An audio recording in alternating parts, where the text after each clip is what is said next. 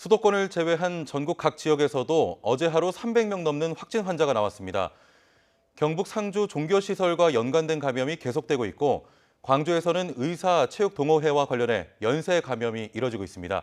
취재기자 연결해 자세한 상황 들어보겠습니다. 나연호 기자. 네, 정국입니다. 네, 자, 비수도권 확산세도 좀처럼 꺾이지 않고 있군요. 네, 그렇습니다. 어제 하루 수도권을 제외한 이 전국 14개 시도에서도 감염자가 312명이 나왔습니다. 이 가운데는 이 부산이 55명으로 가장 많았고요. 이 대구와 울산이 각각 43명, 경남이 34명 추가됐습니다. 산발적인 집단 감염과 연쇄 감염이 이어지고 있는 모습입니다. 이 가운데 울산에서는 기독교 선교 단체인 인터콥과 관련해 6명이 추가 감염됐는데요. 현재까지 인터콥과 이 직간 접촉으로 관련해 누적 확진자가 83명으로 늘었습니다. 인터콥 울산 지부는 지난달 19일 선교 행사를 열었는데요. 참석자들이 자신이 속한 교회로 돌아가 예배나 모임을 하면서 울산 내 9개 교회로 확산했습니다. 방역당국은 인터콥과 이 경북 상주 선교시설인 BTJ 열방센터의 연관성을 찾고 있는데요.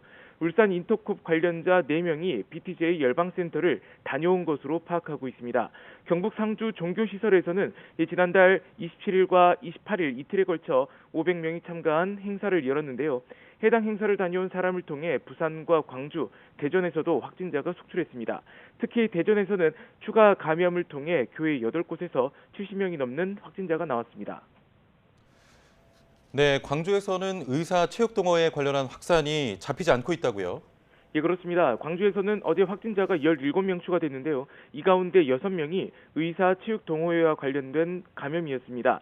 현재까지 이 동호회와 관련된 누적 확진자가 21명으로 늘었는데요. 이 가운데는 의사가 10명이고 간호사가 1명, 가족과 지인이 10명입니다. 이와 관련해 이 확진자가 나온 병원도 이 전남대학교 병원을 비롯한 광주 전남 6곳입니다.